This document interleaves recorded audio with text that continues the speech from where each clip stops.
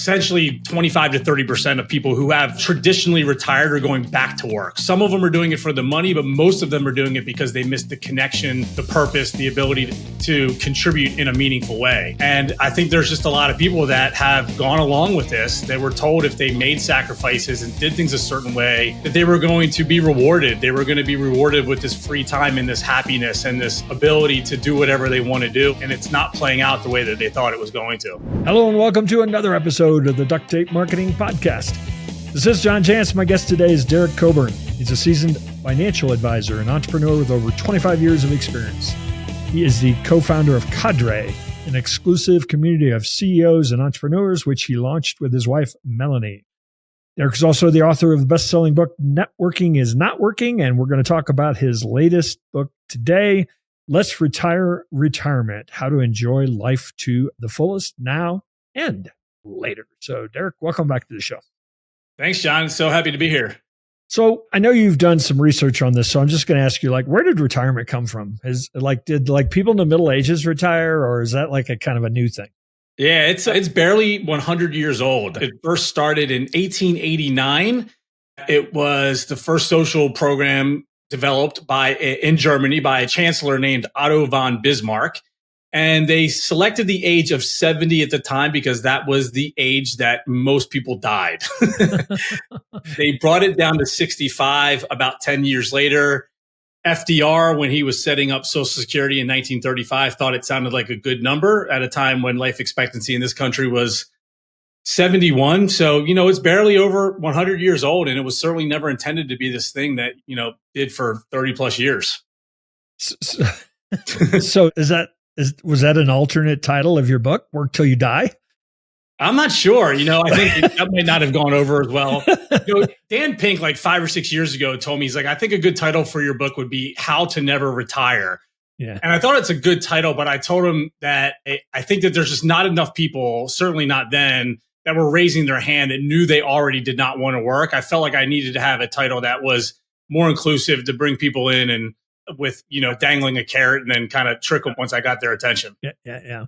Well, and we'll get back to how you're defining retirement because that's key to this. But, as a financial advisor, most financial advisors spend a whole lot of time talking about people saving for retirement. Has that been something you've had to kind of correct in your own advising, or is that something that's never really been a part of your MO?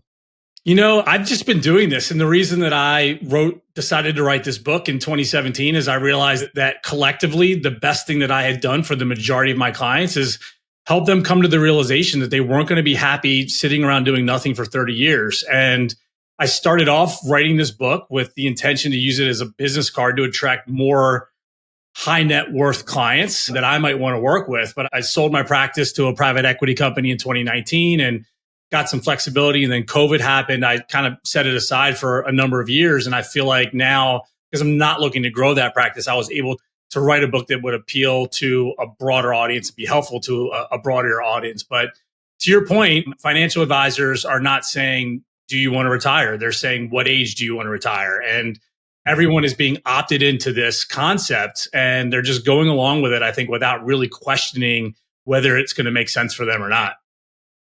Yeah. And of course, one variable to this whole thing is that we're all living longer, right? 65, you were maybe incapable of doing a whole lot more, 100 years ago in the workplace. But now, was Warren Buffett 90? Yep. So how does that factor into this idea that, if you retire at 65, you are probably looking at 25, 30 years. Yeah, well, you're seeing this unretirement movement that's starting to happen. Brian Clark is doing some cool things around it with his new project Further, but essentially 25 to 30% of people who have traditionally retired are going back to work. Some of them are doing it for the money, but most of them are doing it because they missed the connection, the purpose, the ability to contribute in a meaningful way.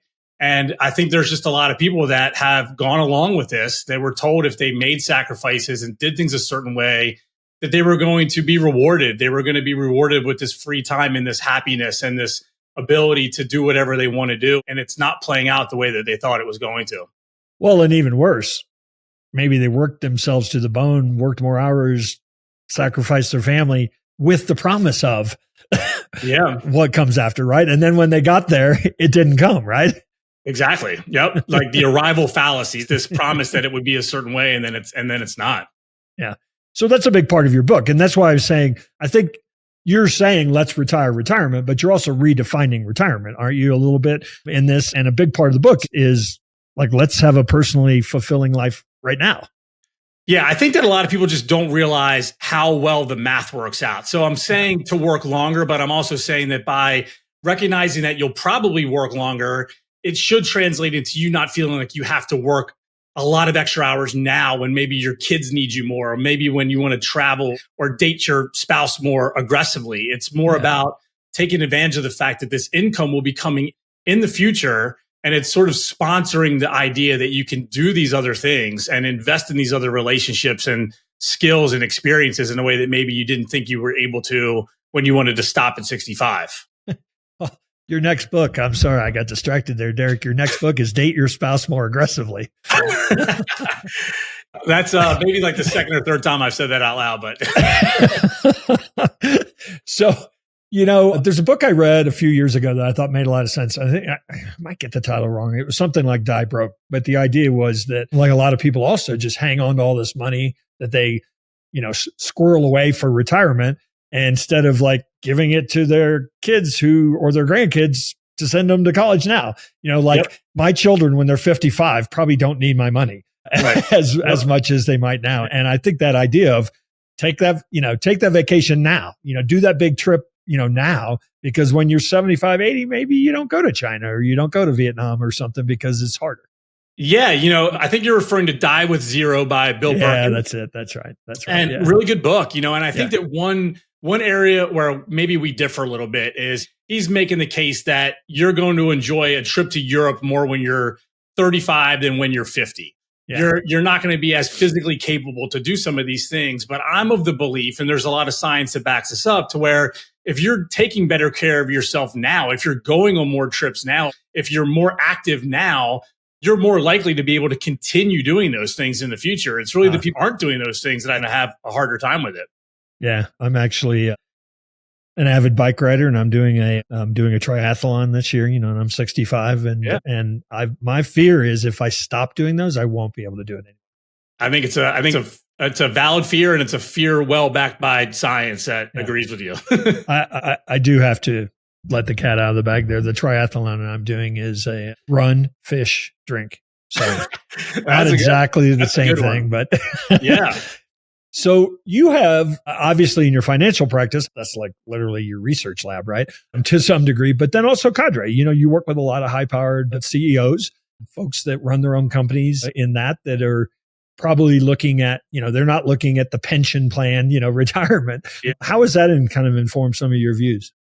What's interesting is even the people that sort of know that they're never going to stop working, they're still living their life like they're going to. They're still making financial decisions and choices based on the fact they're going to retire at 65 like everyone else. So for example, when they meet with their financial advisors, they're saying, yeah, like, what do I need to do to stop working at 65 and to stop doing this? And I would say that with entrepreneurs and business owners, sometimes it's not retirement, but it's I'll get around to doing X once I have an exit, once I bring in a CEO, once I bring in someone else. And I think that it's the same story. It's justifying deferring maybe things in relationships that deserve more of your attention right now in the name of getting around to it once you have a certain amount of money or a certain financial, experience or exit from your business.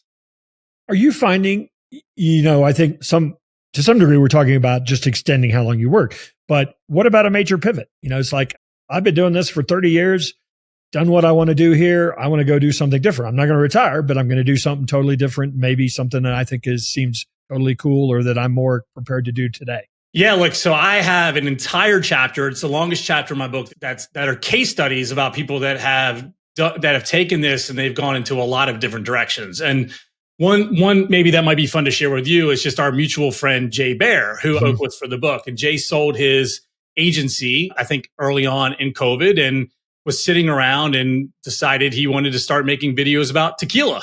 Yeah. And, so he went from that to really leaning into one of his passions, and one of his interests. And after sharing the case study, I have a callback later in the book to say, look, I mean, if Jay Baer can make a lot of money, drinking tequila and talking about it on video, then I'm sure that there's a lot of different cool ideas out there that are waiting for you as well. Yeah, that also, necessitated some amount of travel to some places he hadn't spent time in too. So I think he's mostly hurt by the fact that more people recognize him as the tequila guy than the keynote speaker. He's still doing a fair amount of that too. Yep. So talk about some of the changes. Maybe they're not changes, but if somebody's going to pick up your book and really the ideas in it just resonate, what are some of the changes that they're probably going to encounter, and maybe it's just mindset? Yeah, one of the first things that I want to point out is just the financial impact it's going to have. And so I shared an example in the book about a fictitious guy named Tony, who's 45 years old. He makes $150,000 a year, and he has $150,000 saved up for retirement. You could call it 250, 500, 100,000, whatever you want it to be. But if Tony wants to have a traditional retirement at 65, he has to save about $2,500 per month in order to make that happen, which is 20% of what he's bringing home, which is a non-starter for most people. That would mean that you are saving about what you're living on. If Tony decides to work until he's 75 instead of 65, the amount he has to save on a monthly basis goes from $2,500 down to $110 per month. It goes down by 96%. And even if he doesn't want to work till he's 75, he wants to go till he's 70, it goes down 75% to $600 a month. And so we've all seen these articles that make us feel really dumb about how we should have saved more when we were 22 years old and taking advantage of compounding interest. And while a lot of us didn't do that, and even if we would have done that, we weren't really earning a lot of money at that time compared to what we're earning now anyways. There aren't a lot of articles talking about the benefits of having the advantage of compounding interest by letting it sit in for an extra 5 or 10 years longer. So immediately I want people to know, I want people to see they have a lot more money and a lot more time that they can spend differently once they realize, I'll probably be doing this a little bit longer than what I was originally thinking. Yeah, doesn't even factor in, assuming it'll be there for a few more years, doesn't even factor in the escalation to Social Security, right? Yeah, exactly.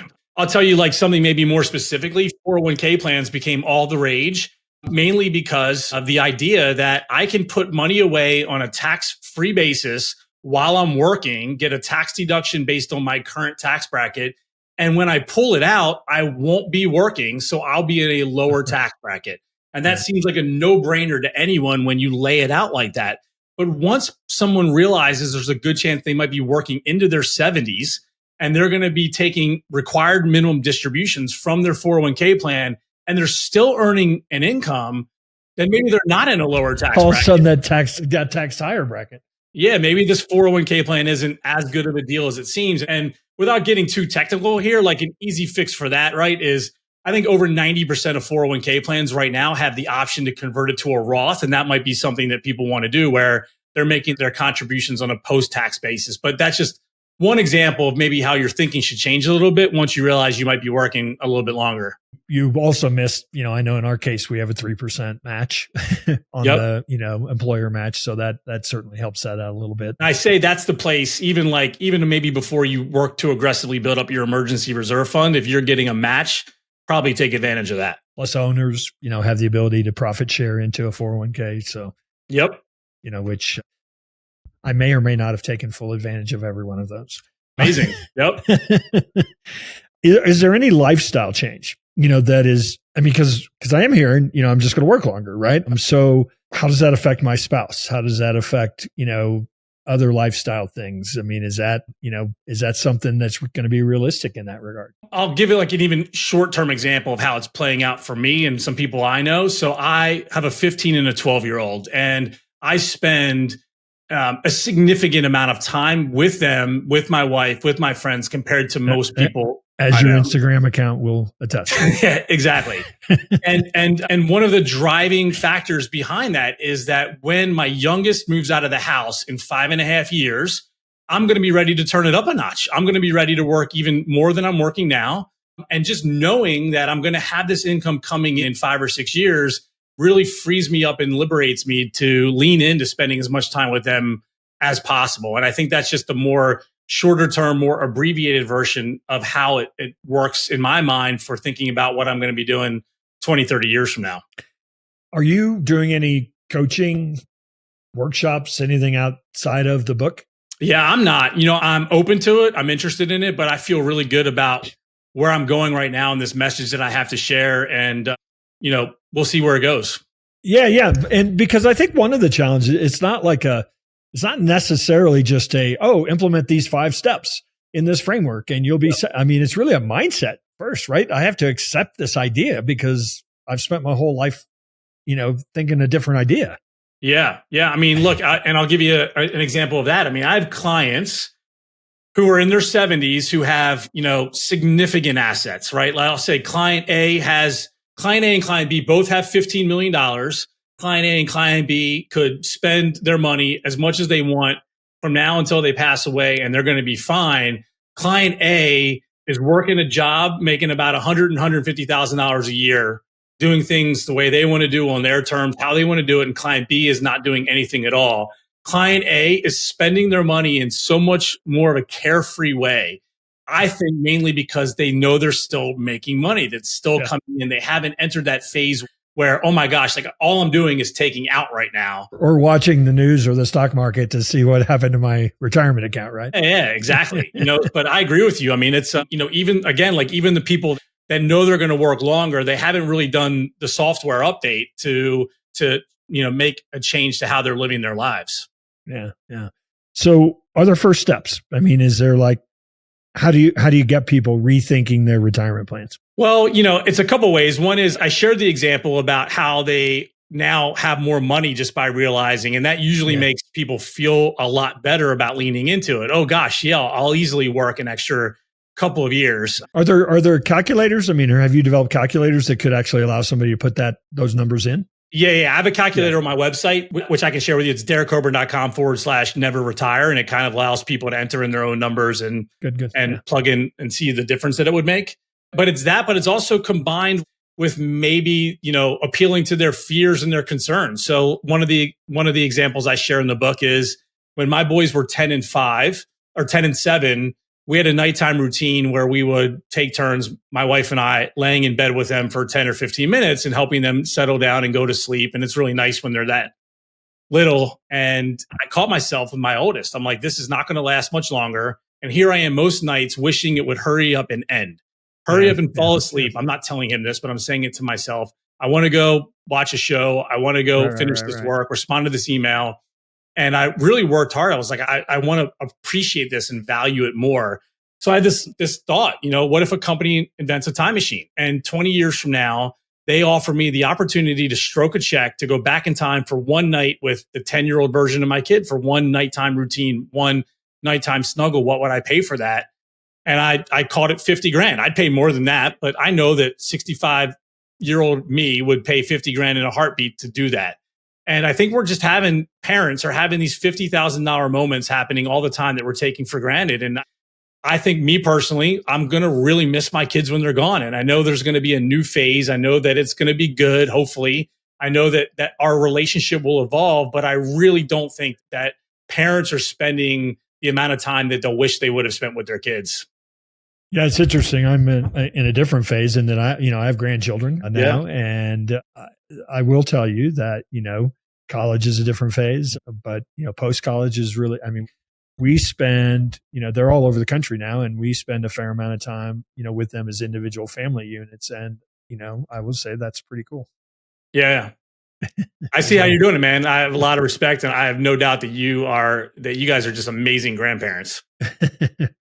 Well, that's one that there's, just like parenting, there's no course or book that you can read that will actually allow you to know how to do it. So first time that we're all doing this. Yeah, absolutely.